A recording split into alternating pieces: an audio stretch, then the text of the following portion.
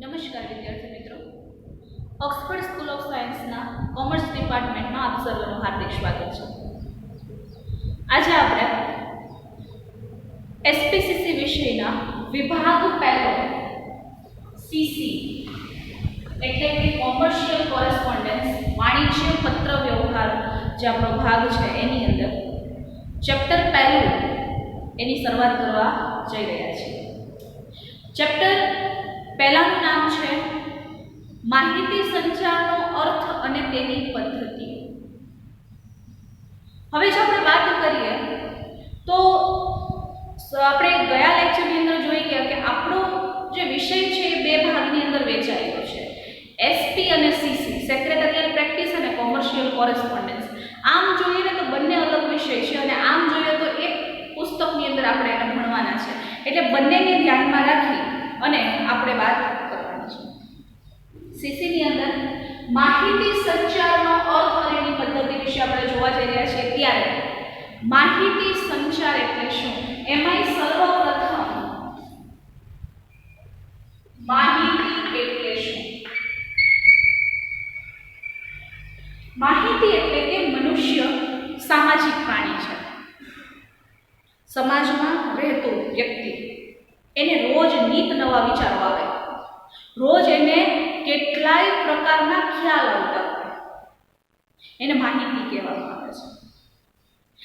હવે આ જે ખ્યાલ છે એને એ પોતાના સુધી સીમિત નથી રાખતો, પણ એ બીજાને આપે છે, અથવા પોતાના વિચાર મને આમ થાય છે એવું જે છે એ વિચારોના આદાન પ્રદાનમાં કરે છે, જેને આપણે માહિતી સંચાર કહેવામાં આવે છે.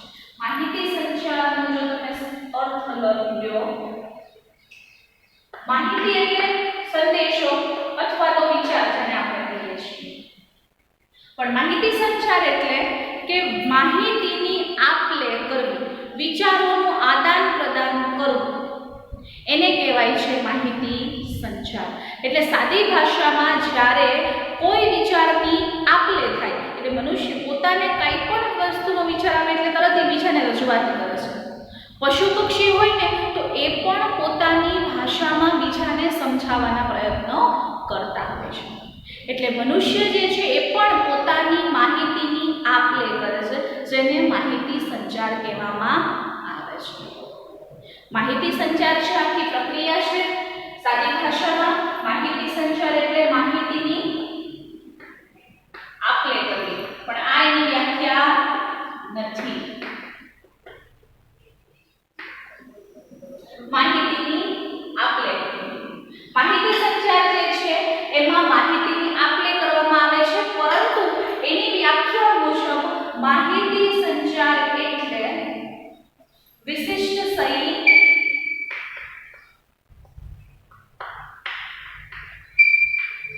એક તો વિશિષ્ટ શૈલીથી કરવામાં આવે છે, એક ચોક્કસ પ્રકારની રીત છે કે જેનાથી માહિતી સંચાર કરવામાં આવે છે, સાથે જ વિશિષ્ટ પ્રકારની શૈલી, યોગ્ય માધ્યમ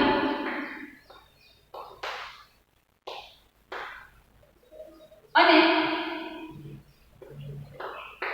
એક તો એમાં યોગ્ય માધ્યમની આવશ્યકતા રહે છે, વિશિષ્ટ પ્રકારની શૈલીની જરૂર પડે છે.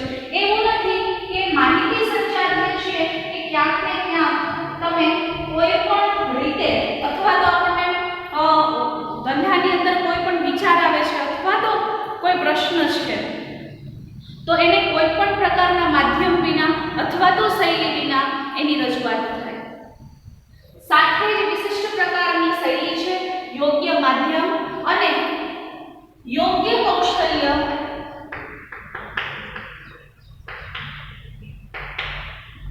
નો ઉપયોગ કરી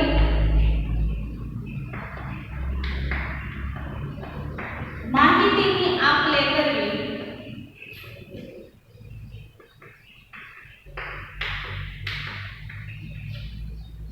એટલે માહિતી સંચાર.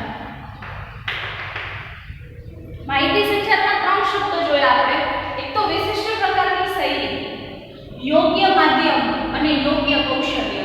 શા માટે આ ત્રણ વસ્તુની આવશ્યકતા છે હવે આપણે જ્યારે એની પ્રક્રિયા જોઈશું ત્યારે વિગતે જોવાનું છે, પરંતુ આ એની વ્યાખ્યા છે.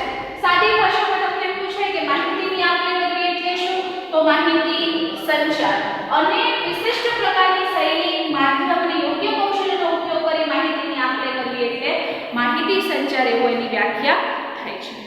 હવે માહિતી જે છે એ શા માટે આદાન પ્રદાન કરવામાં આવે છે? કારણ કે એને પોતાના સાહિત્યિક વિચાર છે, પોતાના રાજકીય વિચારો છે, પોતાના માનસિક વિચારો છે, પોતાના મૌલિક અનુભૂતિઓ છે, એને બીજા તરફ દર્શાવે છે.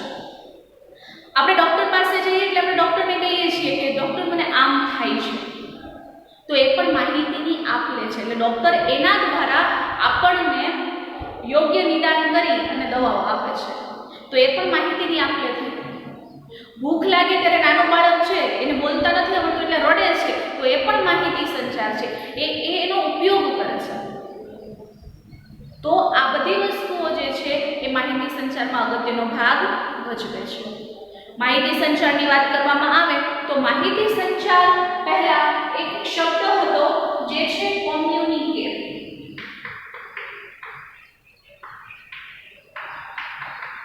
કોમ્યુનિકેટ જે છે લેટિન શબ્દ છે.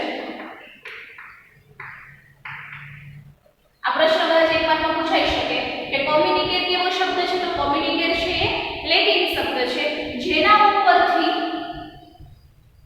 કોમ્યુનિકેશન શબ્દ આવ્યો. કોમ્યુનિકેશન છે અંગ્રેજી શબ્દ છે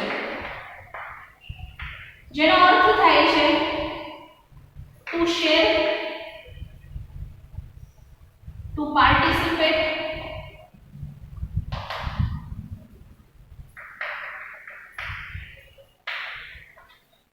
કોમ્યુનિકેશન છે એ અંગ્રેજી શબ્દ, લેટિન શબ્દ કોમ્યુનિકેટ ઉપરથી કોમ્યુનિકેશન શબ્દ છે એ ઉતરી આવેલો છે જેનો અર્થ થાય છે ટુ શેર, ટુ પાર્ટિસિપેટ અને ટુ એક્સચેન્જ એવો શબ્દ એનો થાય છે. બરાબર? એટલે કે ટુ શેર, ટુ પાર્ટિસિપેટ અને ટુ એક્સચેન્જ આ એનો અર્થ છે. ટુ શેર એટલે વહેંચવું, ટુ પાર્ટિસિપેટ એટલે કે ભાગીદાર થવું અને ટુ એક્સચેન્જ એટલે કે આપ-લે કરવી. આ બધાનો શબ્દનો અર્થ જે છે અલગ અલગ થાય છે. પહેલા આપણે જોયું માહિતી એટલે વિચારો જે છે અથવા સંદેશ છે ને માહિતી કહેવામાં આવે છે, જેને બીજા સુધી પહોંચાડવું એટલે માહિતી સંચાર. ટૂંકમાં માહિતીને આપ-લે કરવી એટલે માહિતી સંચાર એવું કહી શકાય છે. માહિતી સંચારની વ્યાખ્યા તો કે વિશિષ્ટ શૈલી, યોગ્ય માધ્યમ અને યોગ્ય કૌશલ્યનો ઉપયોગ કરી માહિતીની આપ-લે કરવી એટલે માહિતી સંચાર. સાથે જ કોમ્યુનિકેટ શબ્દ એ લેટિન શબ્દ છે, એના ઉપરથી અંગ્રેજી ભાષામાં શબ્દ આવ્યો છે કોમ્યુનિકેશન. કોમ્યુનિકેશન શબ્દ જે છે એના અર્થ એવા થાય છે ટુ શેર. ટુ શેર એટલે કે વહેંચવું, ટુ પાર્ટિસિપેટ એટલે કે ભાગીદાર થવું અને ટુ એક્સચેન્જ એટલે કે આપ-લે કરવી. ટૂંકમાં આટલા જે શબ્દો છે એ ક્યાંક ને ક્યાંક આપણને કોમ્યુનિકેશનનો ઉપયોગ થાય છે. વહેંચવું એટલે માહિતી વહેંચવી, પોતાના વિચારો છે એને બીજા સુધી પહોંચાડવા એટલે આપણે ટુ શેર એટલે કે વહેંચવું કહીએ. ટુ પાર્ટિસિપેટ એટલે બીજાના કોઈ વાતમાં ભાગીદાર થવું. કોમ્યુનિકેશનની અંદર બે વ્યક્તિ વાતચીત કરતા હોય તેની વાતમાં ભાગીદાર થાય છે. એક વ્યક્તિ બોલતો હોય ને બીજો વ્યક્તિ સાંભળતો હોય, પરંતુ એ હા કે નાનો જવાબ તો આપે છે. અત્યારે આપણે જે કોમ્યુનિકેશન થઈ રહ્યું છે એ ટુ વે કોમ્યુનિકેશન છે. ટુ વે એટલે દ્વિમાર્ગી, જેને આપણે કહીએ છીએ ટુ વે એટલે કે દ્વિમાર્ગી. બે અર્થમાં હું જે માહિતી તમને આપું છું એમાંથી તમે મને રિસ્પોન્સ, પ્રતિભાવ આપો છો. જ્યારે પરીક્ષા લઈએ ત્યારે તમે એમાં જે કંઈ જવાબ આપો છો એ ટુ વે કોમ્યુનિકેશનમાં આવે છે. એટલે વિદ્યાર્થી મિત્રો, માહિતી સંચારની પ્રક્રિયા એકમાર્ગી નથી. કોઈ એક વ્યક્તિ બોલ કરીને બીજો સાંભળે એનું નામ માહિતી સંચાર નથી. એની અંદર એક વ્યક્તિ બોલે છે, બીજો વ્યક્તિ ભાગીદાર થાય છે અને એને એનો જવાબ આપે છે. કોઈ વ્યક્તિ મુશ્કેલીમાં છે એટલે બીજો વ્યક્તિ સાંભળી લેવું હોતું નથી. એની અંદર એ વ્યક્તિ પણ સામે એને કરે છે કે હા તારે આમ નહીં આમ કરવું જોઈએ. આપણે ફોન ઉપર વાત કરતા હોઈએ છીએ બાકી આપણે બોલતા નથી. તો આપણે એવું સમજીએ કે સામેવાળો છે જવાબ નથી આપતો એટલે આપણે કદાચ આપણો અવાજ એને પહોંચી નથી રહ્યો, ત્યાં કોમ્યુનિકેશન જે છે એ સ્ટોપ થઈ જાય છે, કાં તો ફરીવાર કોમ્યુનિકેશનની જરૂરિયાત ઉદ્ભવે છે. એટલે આપણા રૂટીનની અંદર આપણે માહિતીની આપ લે કરીએ, કોઈને પણ ફોન કર્યો અથવા તો અહીંયાથી જે રજૂઆત કરવામાં આવે છે કદાચ તમને, અને જો તમે એનો કોઈ યોગ્ય પ્રતિભાવ ન આપો તો આપણું માહિતી સંચાર નિષ્ફળ ગયું એવું કહેવામાં આવે છે. ત્યારબાદ જો વાત કરવામાં આવે તો એક્સચેન્જ કરવું એટલે આપણે કીધું એમ કે મારી પાસે માહિતી છે એની રજૂઆત તમને કરું અથવા તમારી પાસે કોઈ એવી માહિતી છે જેની રજૂઆત તમે મને કરો, તો આ આપણું કોમ્યુનિકેશન છે. ક્લાસરૂમની અંદર પણ ટુ વે કોમ્યુનિકેશન હોય છે. માત્ર એક વ્યક્તિ બોલે અને બીજો સાંભળે એ કોમ્યુનિકેશન છે નહીં. આ સમજાઈ ગયું હશે હવે તમને કે કોમ્યુનિકેશનનો એટલે માહિતી સંચારનો સાદો અર્થ શું થાય છે, એની વ્યાખ્યા પણ જોઈ. હવે આપણે જોવાનું છે વાણિજ્ય માહિતી સંચાર.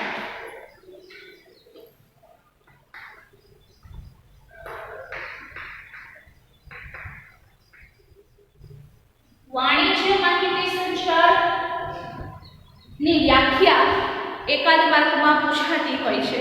બહુ સાદી ભાષામાં એની વ્યાખ્યા છે, કાંઈ તમારે યાદ રાખવાનું નથી. માહિતી સંચાર જે માહિતી સંચારનો ઉપયોગ વાણિજ્ય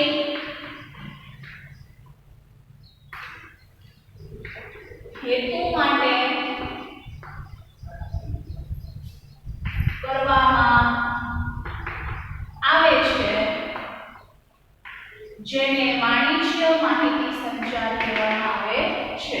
બરાબર. જે માહિતી સંચારનો ઉપયોગ વાણિજ્ય હેતુ માટે એટલે કે ધંધાના હેતુ માટે કરવામાં આવે છે એને વાણિજ્ય માહિતી સંચાર કહેવામાં આવે છે. આ માહિતી જે છે એ ક્યાંક ને ક્યાંક પરીક્ષાઓમાં પૂછાતી હોય છે, એટલે આપણે યાદ રાખવાનું છે. પહેલા માહિતી સંચારનો અર્થ, માહિતી સંચારનો સાદો અર્થ એટલે કે વિશિષ્ટ પ્રકારની શૈલી, કૌશલ્ય અને યોગ્ય માધ્યમ દ્વારા માહિતીની આપ-લે કરવી એટલે માહિતી સંચાર. પરંતુ વાણિજ્ય માહિતી સંચારનો અર્થ થાય છે જે માહિતી સંચારનો ઉપયોગ વાણિજ્ય હેતુ માટે કરવામાં આવે છે જેને વાણિજ્ય માહિતી સંચાર કહેવામાં આવે છે. હવે આ વાણિજ્ય માહિતી સંચાર જે છે જેની અંદર બે પક્ષ હોય છે.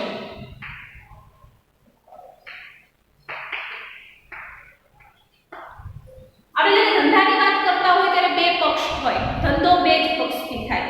પહેલો પક્ષ હોય વિક્રેતા હોય અને બીજો પક્ષ છે ગ્રાહક હોય. વિક્રેતા એટલે કે વેચનાર અને ગ્રાહક એટલે ખરીદનાર.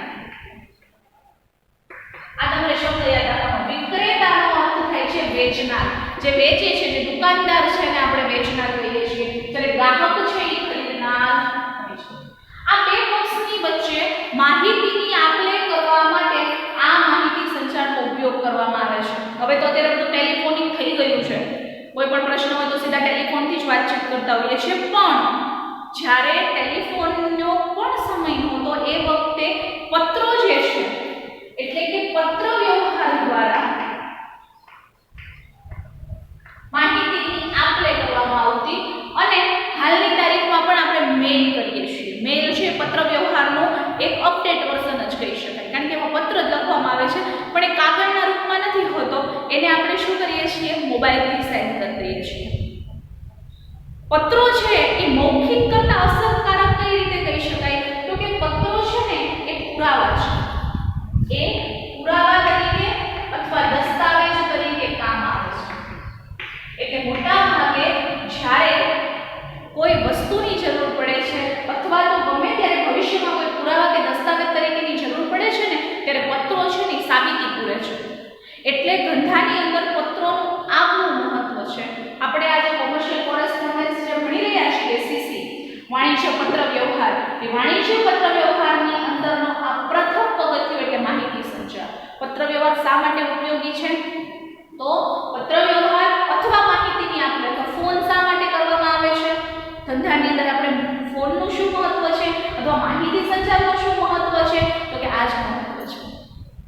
ગ્રાહકને કોઈ પ્રશ્ન હશે તો એ વિક્રેતાને ફોન દ્વારા અથવા પત્ર વ્યવહાર દ્વારા પૂછી શકશે, અને વિક્રેતાને જો ગ્રાહકનો સંપર્ક કરવો છે તો ક્યાંક ને ક્યાંક પત્ર વ્યવહાર કે ફોનનો ઉપયોગ કરશે. એટલે બંને વ્યક્તિ એકબીજા સાથે સંપર્ક કરવા માટે થઈ અને આ માહિતી સંચારનો ઉપયોગ કરે છે. એટલે પત્ર વ્યવહાર એ પુરાવાના દસ્તાવેજ તરીકે મહત્વના છે.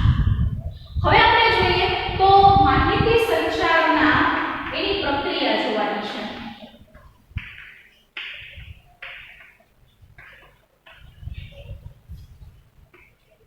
માહિતી સંચારની પ્રક્રિયાઓ જે છે એના માત્ર મુદ્દા જ આપણે જોવાના છે. માહિતી સંચારની પ્રક્રિયાની જો વાત કરવામાં આવે તો સર્વપ્રથમ એમાં બોલનાર હોય છે, અથવા તો આપણે એને વક્તા કહીએ છીએ. એટલે માહિતી સંચારની પ્રક્રિયામાં બોલનારનું આગવું મહત્વ છે. જો તમે એની સાથે ટેલિફોનિક વાતચીતો કરી રહ્યા હોય તો એ વક્તા છે, અથવા તો રજૂ કરનાર. તમે એને રજૂ કરનાર પણ કહી શકો છો. માહિતી સંચારની પ્રક્રિયામાં પ્રથમ જે છે એ બોલનાર હોય છે, અથવા તો માહિતી પહોંચાડનાર હોય છે, અથવા તો માહિતી રજૂ કરનાર હોય છે, અથવા તો એને વક્તા કહેવામાં આવે છે. એટલે સર્વપ્રથમ માહિતી સંચારની પ્રક્રિયાઓ જે છે એમાં બોલનાર વ્યક્તિ એનો ઘટક જો તમે જુઓ તો પહેલો છે બોલનાર છે. બીજો આવે છે વિચારોની રજૂઆત. વિચારોની રજૂઆત અથવા તો ગોઠવણી જેને આપણે કહીએ છીએ. વિચારોની રજૂઆત અને ગોઠવણી છે એ ક્યાંક ને ક્યાંક તમારા મગજમાં એક વિચાર આવે છે તો એ વિચારને તમે સીધો રજૂ નથી કરતા. તમે વિચારો છો કે આ વિચાર જે છે એને આપણે કેવી રીતે રજૂ કરવો. એક વ્યવસ્થિત શિષ્ટ ભાષામાં એનું માળખું તૈયાર કરીએ છીએ અને પછી એની રજૂઆત કરવામાં આવે છે. હવે વિચારોની રજૂઆતની જો વાત કરવામાં આવે તો બોલનાર દ્વારા માહિતીનું સ્વરૂપ આપતા પહેલા જે તે વિચારને કેવી રીતે રજૂ કરવો એની ક્યાંક ને ક્યાંક વાત જે છે કરવામાં આવે છે. કયું માધ્યમ લેવું, શું કરવું, એના વિશેની વિગતે માહિતી જે છે એ પૂરી પાડવામાં આવે છે. વિચારોનું એન્કોડિંગ થાય છે. અહીંયા આપણે એવું કહી શકીએ કે વિચારોનું એન્કોડિંગ થાય છે. યોગ્ય માધ્યમ.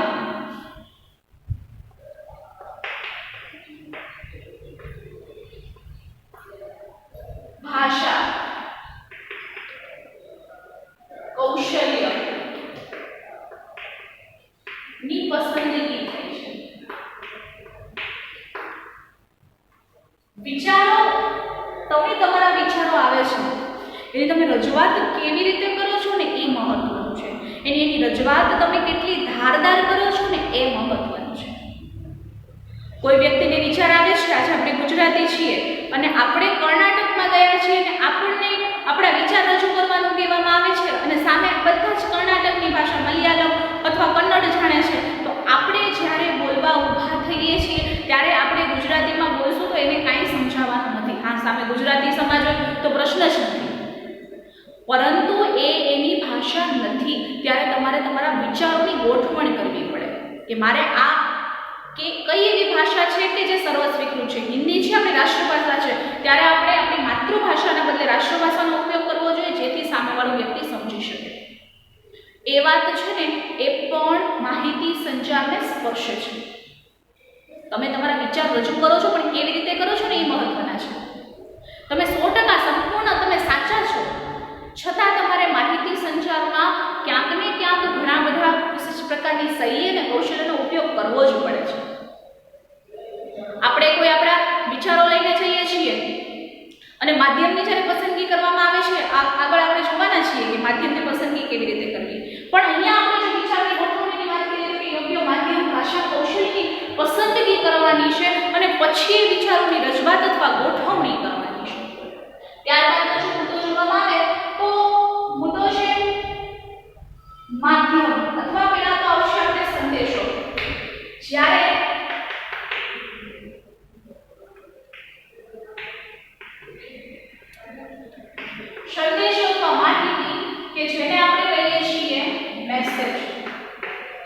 જ્યારે વિચારો ગોઠવાઈ જાય એટલે એક સંદેશો બની જાય છે. આપણે કોઈને વોટ્સઅપમાં કોઈ મેસેજ કરવો હોય ને તો વોટ્સઅપમાં બી પહેલાં આપણે આખો વિચાર કરીએ, આપણા મગજમાં વિચાર આવે, પછી બહુ સારી ભાષામાં આપણે આખો સંદેશો લખીએ કે મેસેજ લખીએ અને પછી મોકલીએ છીએ.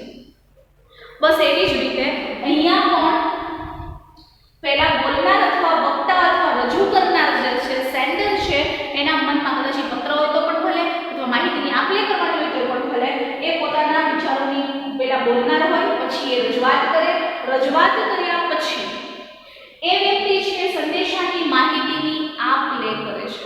એટલે એ માહિતીની જ્યારે આપ લે થતી હોય ત્યારે પહેલા તો સંદેશો જે છે એ બનીને તૈયાર થઈ જાય છે. ત્યારે વિચારોની રજૂઆત થઈ જાય, એની ગોઠવણી થઈ જાય અને પછી એ સંદેશો બની જાય છે, એ માહિતી બની જાય છે. માહિતી બન્યા પછી એનું માધ્યમ નક્કી થાય છે. તમે એને કયા સંકેતમાં મોકલો છો, સામેવાળો કઈ ભાષામાં સમજી શકશે, કયું માધ્યમ ઉપયોગી રહેશે. ઘણી વખત એવું થાય કે આપણે જે માધ્યમ મોકલીએ છીએ એ માધ્યમ છે એમાં એ પરિપૂર્ણ બેસતો નથી. ઘણી વખત આપણે ફોન ઉપર કોઈ માહિતી આપવાનો પ્રયત્ન કરીએ છીએ પણ ત્યાં નેટવર્કનો પ્રશ્ન છે અથવા ત્યાં એને નેટવર્ક નથી આવતું, તો તમે એને માહિતી આપી શકશો? નથી આપી શકવાનું. તો ત્યારે માહિતી સંચાર છે નિષ્ફળ ગણાય. તો આપણે શું કરીએ તો કે એની જગ્યાએ પત્રો છે સર્વ સ્વીકૃત છે, બધે જ પહોંચે છે, તો આપણે એને પત્ર મોકલીએ. ઘણી વખત એવું થાય કે વ્યક્તિ અભણ છે તો પછી આપણે એને પત્ર પણ ન મોકલી શકીએ.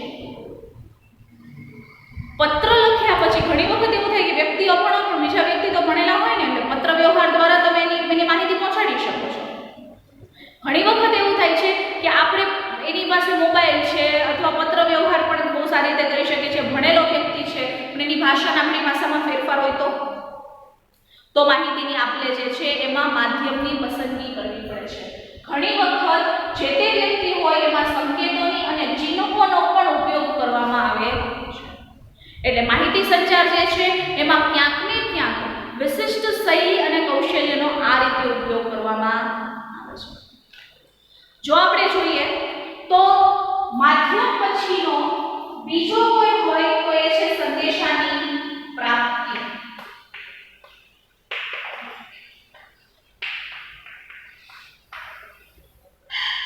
સંદેશાની પ્રાપ્તિ અને સમજ. પહેલા માધ્યમ મળી ગયું, માધ્યમના આધારે સંદેશો જે છે એની પ્રાપ્તિ થાય છે. માધ્યમ આપણે નક્કી કરી લીધું કે આપણે એને પત્ર મોકલવાનો છે તો આપણે એને પત્ર મોકલી દીધો. પત્રના આધારે આપણે શું કરીએ છીએ કે માહિતી જે છે એ આપણે મોકલાવીએ છીએ, માહિતી એને મળી જાય છે. માહિતી મળી ગયા પછી એટલે પહેલું કામ એ થાય તો સંદેશાની પ્રાપ્તિ થાય અને એની સમજ જે છે એને આપવામાં આવે. સમજ એટલે સંદેશાનું અર્થઘટન કરવામાં આવે છે. હવે અહીંયા એકમાત્ર વાત આપણે એ વિચારવાની રહે છે કે સંદેશો જે અર્થથી મોકલેલો છે ને એનું અર્થઘટન એ જ થવું જોઈએ. એટલે હંમેશા તમે જ્યારે માહિતી મોકલો છો ત્યારે એની રજૂઆત એવી હોવી જોઈએ કે માહિતી જે છે એનું અર્થઘટન તમે જે મોકલો છો એ જ થવું જોઈએ. સામેવાળો વ્યક્તિનો બીજો અર્થ ન કરી જાય એ મહત્વનું છે. માહિતી સંચારની પ્રક્રિયા તો જ સાર્થક ગણાય કે જે અર્થમાં તમે સંદેશો મોકલો છો એ જ અર્થનું અર્થઘટન થાય, એટલે કે એની સમજ એને એ જ રીતે પડે. તમે જે સંદેશો મોકલો છો એ સંદેશો એ સમજે એટલે માહિતી સંચાર પૂરું થઈ જાય. એટલે હંમેશા ગોળ ભાષામાં નહીં પણ સીધી સ્પષ્ટ અને શિષ્ટ ભાષામાં જે યોગ્ય ભાષા લાગે યોગ્ય ભાષાની અંદર જે સંદેશો છે એને મળવો જોઈએ અને એની સમજ પણ એને મળવી જોઈએ. સંદેશાની પ્રાપ્તિને સમજ થાય એટલે સામેવાળો એક ઘટક એવો આવે છે કે એ સાંભળનાર બને છે. તમને ખબર છે બોલનાર હોય એટલે સામે એક વ્યક્તિ સાંભળનાર હોય છે પણ એ સાંભળનાર વ્યક્તિ છે એ સંદેશાની પ્રાપ્તિ કરે છે, સંદેશાની સમજ અને એનું અર્થઘટન છે એ કરે છે. અને અંતનું જો આપણે વાત કરીએ તો અંત છે આપણો પ્રતિભાવ. પ્રતિભાવ એટલે કે રિપ્લે.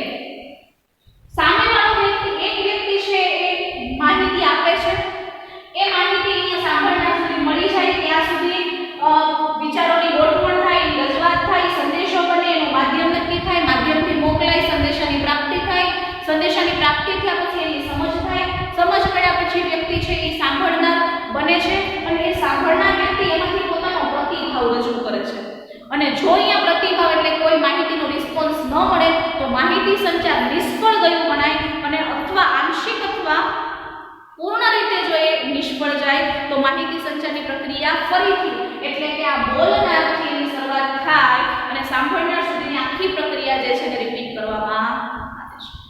એટલે વિદ્યાર્થી મિત્રો, આ હતો માહિતી સંચારનો અર્થ, માહિતી સંચારની વ્યાખ્યાઓ, વાણિજ્યિક માહિતી સંચાર શું કહેવાય છે, એની અંદર માહિતી સંચારની પ્રક્રિયાઓના ઘટકો કેટલા છે એના વિશેની આપણે વિગતે માહિતી મેળવી. હવે આના પછી આપણે માહિતી સંચાર જે છે એની પ્રક્રિયાઓ કેટલી છે અને કયા કયા પ્રકારની પદ્ધતિનો ઉપયોગ કરવાનો છે એના વિશે આપણે વિગતે માહિતી જોઈશું. Stay safe, stay at home. આભાર.